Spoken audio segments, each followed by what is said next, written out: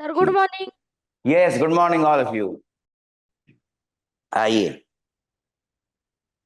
त्रिभुज पाठ में अगर विद्यार्थियों ने अपनी ओर से और भी कोई सवाल लगाए हों और पूछना चाहते हो, संदेह बने हो, तो पूछ सकते हैं।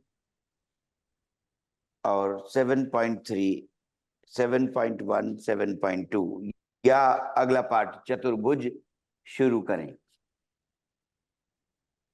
कोई रेस्पॉन्स हम बताइए। त्रिभुज में से सवाल मिसलेनियस सवाल ने, या आप पूछेंगे किताब से, या चतुर्भुज शुरू करेंगे? बताइए, सवाल नहीं पूछ रहे हैं। सर 7.3 का दूसरा नंबर। 7.3 का दूसरा सवाल। एडी एक समद्विबाहु त्रिभुज एबीसी का एक शीर्ष लंब है। ठीक है। Yes AD sir. एक समद्विबाहु त्रिभुज एबीसी का एक शीर्ष लंब है जिसमें AB is equal to AC है। त्रिभुज एबीसी देखिए, ए बी सी। एडी शीर्ष लंब है जिसमें AB इक्वल टू AC है, समद्विबाहु त्रिभुज था। और अब कह रहे हैं कि AD रेखाखंड BC को समद्विभाजित करता है। ठीक है, AD रेखाखंड ये दिखाना है और AD कोण A को समद्विभाजित करता है। तो पहले हम इनको सर्वांग सम दिखाएंगे। AD दिया हुआ है, AD दिया है क्या? समद्विबाहु त्रिभुज का एक शीर्ष लंब है। ठीक है, ये आया।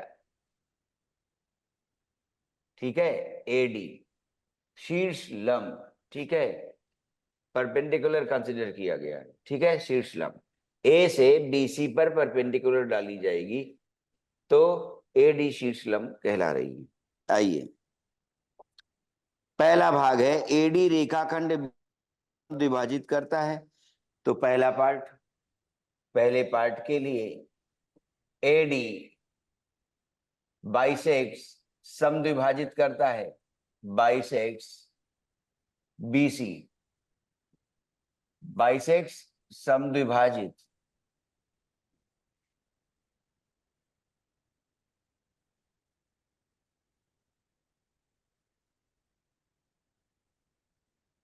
समद्विभाजित कर रहा है। चलिए, ट्रायंगल कौन सा? पहले ट्रायंगल ले रहे हैं, triangle ADB, triangle ADB and triangle ABC। ठीक है, पहले से गिवन है कि समद्विबाहु त्रिभुज है जिसमें AB बराबर AC है, AB बराबर AC है। फिर AB बराबर AC देने के साथ ही साथ क्या कहा गया कि AD शीर्ष लंब डाला गया है BC पर। ठीक है, और 1 इक्वल टू 2। अब दूसरे में लिख रहे हैं, दूसरे भाग में क्या? Angle 1 is equal to angle 2, 90 degree आ रहे हैं। क्यों? कंस्ट्रक्शन था AD has been drawn perpendicular, AD perpendicular to BC है। A से शीर्ष लंब डाला गया BC पर, तो हाइपोटेन्यूज की जगह पर ये काम करेगी। AB is equal to AC hypotenuse. ठीक है, हाइपोटेन्यूज, हाइपोटेन्यूज की जगह, ठीक है, ये काम करेगी। और क्यों हाइपोटेन्यूज की जगह काम कर रही है, ध्यान देना। तब आप इसे कर्ण कह रहे हैं, कर्ण बन गई। 90 डिग्री आ गया, ये बात भी हो गई, तो राइट ट्रायंगल हो गया। अब एक और बात बची, एंड साइड। RHS रूल की बात कर रहे हैं, हाइपोटेन्यूज एंड साइड। साइड में AD दोनों की कॉमन है, AD is equal to AD। ये क्या है? उभयनिष्ठ है, कॉमन है, उभयनिष्ठ। तो हमने पाया कि ये दोनों ही त्रिभुज ADB और ADC पहले से ही ज्ञात हो गया था कि ये 90 डिग्री के लिए समकोण त्रिभुज बना देंगे दोनों। क्यों? एडी को शीर्ष लंब डाला गया बीसी पर, ठीक है, ये बात थी। एडी और एडी, तो देखिए यहां से एडी बराबर एडी भी मिला, डी पर परपेंडिकुलर थी एडी, ठीक है, बीसी के लिए, ठीक। तो अब आ गया कि ये ट्रायंगल कॉन्ग्रुएंट हो गए बाई आरएचएस, ठीक है।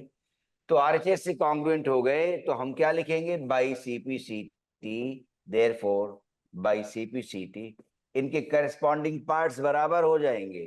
तो पहले पार्ट में क्या था? एडी बाई 6 बीसी, बीसी को समद्विभाजित कर देता है। तो जब एडीबी बराबर एडीसी हो गया, तो देखो जब हम कहना चाहेंगे कि समद्विभाजित करें, तो समद्विभाजित में यही तो कहना चाहेंगे कि बीडी और सीडी बराबर है। तो सीपीसीटी से हम कह सकते हैं क्या? बीडी बराबर सीडी, क्योंकि ट्रायंगल कॉन्ग्रुएंट हो चुके हैं बाई आरएचएस। तो बीडी और सीडी बराबर हो गए। इसका इंप्लीकेशन हुआ कि एडी बीसी को एडी बीसी को एडी बीसी को समद्विभाजित कर रहा है, क्योंकि बी डी बराबर सी डी आया है, समद्विभाजित करता है, समद्विभाजित हो रहा है, समद्विभाजित हो गया, देखिए ध्यान से, समद्विभाजित करता है, ये लिख लिया। अब दूसरा पार्ट भी है इसके साथ ही साथ। तो क्या इन्हीं दोनों ट्रायंगल्स को सर्वांग सम कह के जान जाएंगे? दूसरा पार्ट है एडी कोण ए को समद्विभाजित करता है। तो सर्वांग समता से, ठीक है, क्या निकला कि संगत भाग बराबर होंगे, संगत भाग बराबर होंगे। तो दूसरा पार्ट भी अपने आप आ रहा है। क्या हम आसानी से कह सकते हैं कि सर्वांग सम हमने कह दिया, इसलिए हमने माना कि बीडी और सीडी बराबर है। उसी तरह से हम आसानी से कह सकेंगे कि 1 और 2 एंगल 1, क्योंकि दोनों ही त्रिभुज सर्वांग सम हो चुके हैं आरएचएस रूल से। तो हम ये कहेंगे कि उनके करस्पॉन्डिंग पार्ट्स बराबर होंगे, संगत भाग बराबर होंगे। तो 1 इज इक्वल टू 2 हम लोग कंसिडर कर रहे हैं एंगल 1 एंड एंगल 2। तो हम कहेंगे बाई सीपीसीटी से दूसरा भाग भी आ गया, angle 1 is equal to angle 2। मतलब क्या हुआ? एडी फिर से आ गया, AD bisects angle, AD bisects angle A, AD bisects angle A, angle A को बाइसेक्ट कर गई, ठीक है।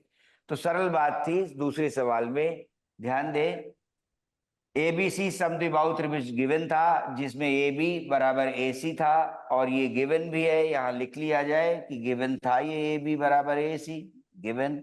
वो हाइपोटेन्यूज भी सर्व कर देगा इन्हीं दोनों ट्रायंगल्स की कि एडीबी और एडीसी के लिए सर्वांग समता की जांच की। पाया ये कि ए बी और ए सी हाइपोटेन्यूज कर्ण के रूप में बराबर है।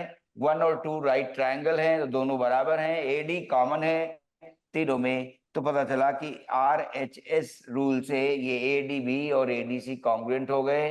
बस इनके कॉन्ग्रुएंट होने से दोनों ही भाग जो सवाल में पूछे गए थे वो अपने आप आए। किससे? सीपीसीटी से। संगत भाग सर्वांग समत्रिभुजों के बराबर निकलेंगे और उन्हीं से हमारे दोनों ही सवाल पूरे हो गए। क्या कि बीडी सीडी हो गया, मतलब एडी ने बीसी को बाइसेक्ट कर दिया, और एंगल 1 और एंगल 2 बराबर हो गए, माने एडी ने एंगल ए को भी बाइसेक्ट कर दिया है। ये समरी थी सवाल की, लिख लीजिए समझते हुए, फिर आगे बताइए। सर नोट हो गया। हाँ, तो अब अगला सवाल बताइए। सर तीसरा बता दीजिए। तीसरा हो चुका है, एक बार फिर बताते हैं। आइए, एक त्रिभुज एबीसी की दो भुजाएं AB और BC, AB और BC बराबर हैं। एक त्रिभुज, आइए ध्यान से सुनिएगा, ए बी और सी, एक त्रिभुज की दो भुजाएं AB और BC, ठीक है। तथा मध्य का AM, मध्य का अपोजिट साइड को डिवाइड कर देती है बराबर भागों में AM मध्य का है इस त्रिभुज की। तो एक त्रिभुज ABC की भुजाएं AB और BC तथा मध्य का AM, ठीक है, मीडियन मध्य का, ठीक है, मध्य का अपोजिट साइड को, सम्मुख भुजा को दो बराबर भागों में बांट देती है। फिर से लिखा देते हैं, मध्य का, याद रहे मध्य का क्या करती है, इसका फीचर क्या बनेगा, मध्य का सम्मुख भुजा को दो बराबर भागों में बांटेगी, ठीक है। अब उसी में एक दूसरे त्रिभुज की भुजाओं PQ और QR तथा मध्य का PN, PQQR दूसरा ट्रायंगल है, PQNQR,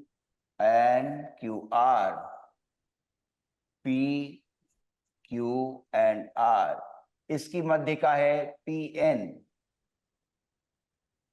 हाँ, तो अब देखिए, एक दूसरे त्रिभुज की भुजाओं PQ और QR तथा मध्य का PN के बराबर है, PQQR तथा मध्य का PN के बराबर है, PQQR मध्य का PN और AN, ये बराबर है। अब देखिए आकृति देख लीजिए, triangle ABM is congruent to triangle PQM। पहला भाग दे रहे हैं, triangle ABM, triangle ABM is congruent to triangle, ध्यान से सुनिएगा, ट्रायंगल PQM। आता है सवाल अच्छा सा, PQN, ठीक है। आइए, और दूसरा triangle ABC congruent to triangle PQR, दो त्रिभुजों को सर्वांग सम दिखाना है। पहला ABM और दूसरा PQN, ठीक है। इनको, चलिए, पहला भाग जो दिया हुआ है, क्या एक त्रिभुज ABC में AB, BC और AM, PQ, QR और PN बराबर थे, दिया हुआ है। तो AB बराबर PQ एक चीज, ठीक है, AM बराबर दूसरी चीज आ रही है, AM बराबर PN आया है। और उस बार चूंकि गलत लिख गया था इंफॉर्मेशन, तो अब देखिए तुरंत आ जा रहा है सवाल, AM लिख चुके। अब उन्होंने कहा था एक त्रिभुज ABC की AB और BC, दूसरे त्रिभुज की PQ और QR, तो BC बराबर कितना, QR दिया गया है, ठीक है। तो हम आसानी से कह सकते हैं कि हाफ BC बराबर हाफ QR कर दें अगर हम लोग, तो हाफ BC आ जाएगा BM। क्यों, अब साफ देंगे कि AM और PN मध्यिकाएं हैं, ठीक है, तो हाफ BC BM आएगा और वहां से QN आएगा। तो मध्यिका का कार्य क्या है, उसे लिख लीजिए as AM and PN are medians, ठीक है, मीडियंस, साथ ही साथ ले लीजिए अंग्रेजी का शब्द भी और याद रखने लग जाइए, ध्यान रहे, मीडियंस, माध्यिका, मीडियन क्या कहलाती है अंग्रेजी में, मीडियन कहलाती है। तो यहां लिख दिया। ऐसा क्यों है, BC और QR बराबर हैं, पहले वो लिखा, तो उनके आधे भी बराबर होंगे, तो आधे भी बराबर हुए, आधा कितना हुआ BM और इसमें कितना हुआ QN। देयरफॉर अब तीन तथ्य मिल गए, ये भी साइड वाला है, ये भी साइड वाला है, ये भी साइड वाला है, ठीक है। तो यहां पर आए ये वाला, ये साइड बना रहा है ना, BM और QN। तो हमने देखा कि ये दो पहले साइड बना रहे हैं, साइड से मिले थे, और ये भी साइड से ही मिला है। तो हम लोग देखेंगे triangle, therefore triangle ABM is congruent to triangle PQN। कैसे, ट्रिपल एस से हमने पाया कि तीन भुजाएं आपस में इन दो त्रिभुजों की बराबर निकल रही हैं, ठीक है। दूसरा पार्ट इसी में है, तुरंत देखिए दूसरे पार्ट को, वो कह रहे हैं triangle ABC is congruent to triangle, is congruent to triangle P Q R. बहुत आसानी से बन जाएगा, क्यों? ए बी और बी सी पहले से बराबर थे, तो हम आसानी से कह सकते हैं ए बी बी सी और पी क्यू क्यू आर ये रेस्पेक्टिवली बराबर थे। A B was P Q and B C was Q R. ठीक है, तो हम देख पा रहे हैं कि दो भुजाएं तो हमें बराबर मिल ही रही है, तो हम ऐसे देख सकते हैं क्या, पहले लिख लें ए बी बराबर पी क्यू, ये पहली बात, और फिर उसके बाद ये पहली चीज है। दूसरी लिख रहे हैं बी सी बराबर क्यू आर, और पहले वाले भाग से क्या मिलेगा, देखो आसानी से जब हम ये कह चुके हैं कि अब ए बी एम और पी क्यू एन कॉन्ग्रुएंट है, तो हम तीसरा पार्ट लिख सकते हैं कि संगत भाग बराबर होंगे। ठीक है, तो फ्रॉम फर्स्ट पार्ट, पहले वाले पार्ट से हम लोगों ने क्या निकाला कि सीपीसीटी, ठीक है, बाई सीपीसीटी क्या ट्राइंगल्स कॉन्ग्रुएंट थे ए बी एम और पी क्यू एन, तो हम आसानी से लिख सकते हैं एंगल बी बराबर एंगल क्यू अपनी जरूरत का। ठीक है, बाई सीपीसीटी एंगल बी बराबर एंगल क्यू, ये तीसरे पार्ट हो जाएगा, तो हम क्या पाएंगे, साइड एंगल और बीसी, फिर से साइड, ठीक है, साइड एंगल और साइड, तो therefore triangle ABC is congruent to triangle PQR. कैसे? बाई एसएएस, किस रूल से आ गई, एसएएस रूल से आ गई। ठीक है, देखिए आसानी से दो भाग बनाने थे सवाल में। ठीक है, ये तीसरा नहीं दूसरा पार्ट था, सेकेंड, दो ही सवाल थे कि पहले कहिए ए बी एम और पी क्यू एन कॉन्ग्रुएंट है, और फिर कहिए कि A B C P Q R के कॉन्ग्रुएंट है। आया समझ में? कोई डाउट हो तो बताइए और लिखिए समझते हुए। चंपा देवी विद्यालय सवाल समझ में आया? सरोसा भरोसा विद्यालय बैकुंठपुर पंडित यस दीनदयाल सर। आ गया समझ में? Yes sir. तो पहले वाले पार्ट में तीन भुजाएं मिल गई हैं, तो जब रिवीजन करेंगे तो ये इस तरह से ध्यान रखने में चीजें नोट करते हैं मस्तिष्क में कि भाई इसमें तीन साइड आसानी से मिल गई हैं। इसमें ऐसे एस ये बात मन में छूट जाती है, तो फिर से क्लिक कर जाता है कि सवाल किधर ले चलना है, सोल्यूशन किस तरह से आएगा, ये बात ज्ञात हो जाती है। ठीक है, दोनों ही ट्रायंगल कॉन्ग्रुएंट हो गए।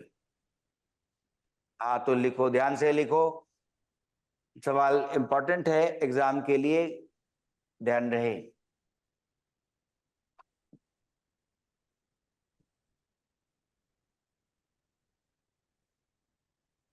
सर नोट हो गया। नोट हो गया, ठीक है। आप साइंस का क्लास करिए। ओके।